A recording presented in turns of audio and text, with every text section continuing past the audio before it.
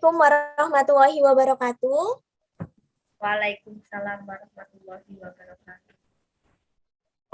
Selamat pagi anak-anak. Bagaimana kabarnya anak-anak semua? Pagi Bu, alhamdulillah baik, sehat. Di sini siapa saja yang tidak hadir? Sepertinya sudah hadir semua Bu. Alhamdulillah ya, hadir semua. Oke, sebelum mengawali pertemuan pada hari ini, alangkah baiknya kita awali dengan berdoa. Berdoa mulai.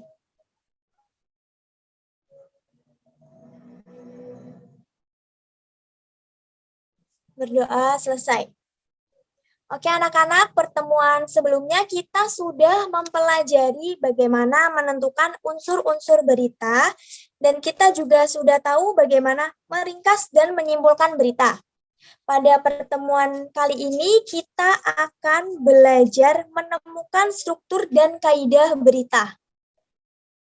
Oke, Ibu share screen dulu.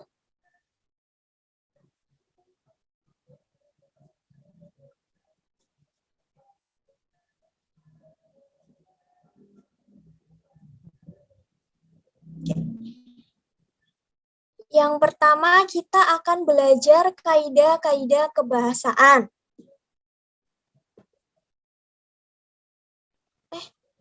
Mohon maaf. Yang pertama kita akan belajar struktur teks berita. Dalam ilmu jurnalistik atau ilmu persurat kabaran, pokok-pokok informasi terangkum dalam rumus 5W plus 1H. Nah, di sini siapa saja yang sudah tahu apa itu 5W plus 1H? Saya Bu. Ada yang sudah? Iya, apa Mbak Intan?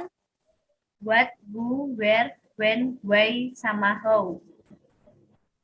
Iya, betul sekali. Jadi di dalam teks berita terdapat pertanyaan-pertanyaan seperti apa peristiwanya, siapa yang mengalami peristiwa itu, di mana terjadinya peristiwa itu, kapan terjadinya peristiwa itu, mengapa peristiwa itu terjadi, dan yang terakhir, bagaimana proses peristiwanya.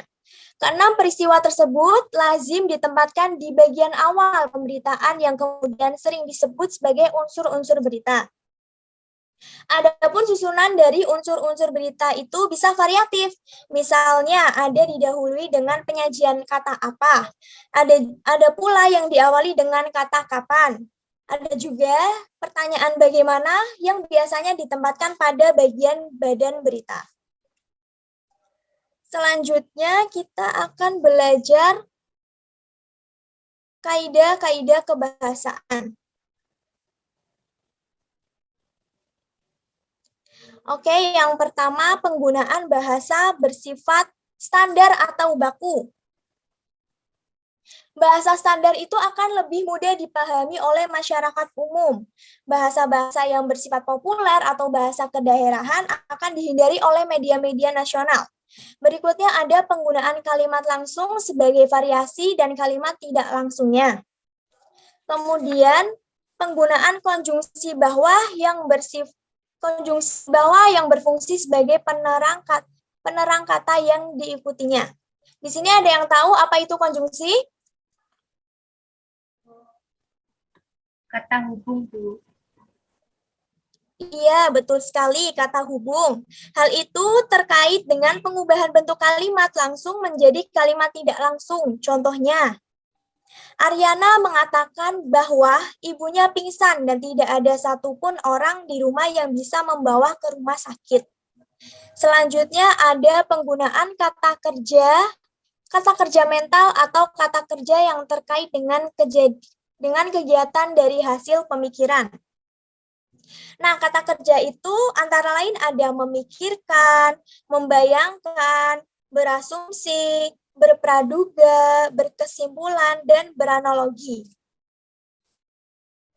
Selanjutnya ada penggunaan fungsi keterangan waktu dan tempat sebagai konsekuensi dan perlunya kelengkapan suatu berita yang mencakup unsur kapan dan di mana. Contohnya seperti sekitar pukul 12.45 WIB, langit Riau tampak mendung. Nah, itu terjadi keterangan waktu atau keterangan tempat.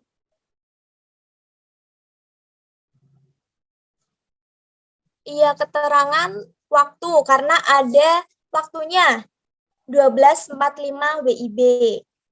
Selanjutnya, penggunaan konjungsi temporal atau penjumlahan seperti kemudian, sejak, setelah, awalnya, dan akhirnya.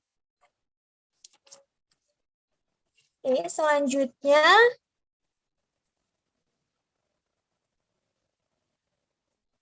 Ibu akan memberitahu bagaimana penyampaian berita yang baik dan benar. Jadi langkah-langkah penyampaian berita itu yang pertama ada menemukan sumber berita. Sudah seharusnya kita harus menemukan sumber berita yakni berupa peristiwa yang menarik dan menyangkut kepentingan banyak orang. Yang kedua mendatangi sumber berita yakni dengan mengamati langsung dan mewawancarai orang-orang yang berhubungan dengan peristiwa tersebut. Yang ketiga, kita harus mencatat fakta-fakta berita tersebut. Yang terakhir, mengembangkan catatan itu menjadi sebuah teks berita yang utuh yang disajikan mulai dari bagian yang penting ke bagian yang kurang penting. Dari sini, apakah ada pertanyaan? Belum ada, Bu. Mbak Intan mungkin? Oke, Belum jadi ada. Ibu lanjutin ya. Selanjutnya ada penyuntingan berita. Jadi anak-anak, ketika kita akan menyunting berita, kita harus tahu aspek-aspek apa saja yang harus diperhatikan. Nah, yang pertama ada kebenaran isi berita yang ditunjang oleh keakuratan fakta-faktanya. Yang kedua ada kelengkapan isi berita yang ditandai oleh hadirnya komponen-komponen berita yang terangkum dalam rumus Adik Simba. Yang ketiga ada struktur penyusunan berita, yakni dimulai dari bagian yang penting ke bagian yang kurang penting.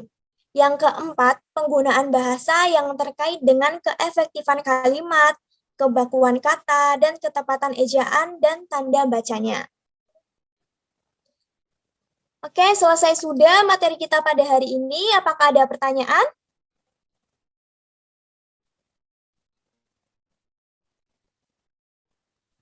Tidak ada, Bu. Selanjutnya, Ibu akan memberikan tugas untuk kalian, yaitu menulis teks berita dan kemudian mengidentifikasi strukturnya. Ibu beri waktu dalam waktu 1 hari, besok bisa dikumpulin di WA group ya.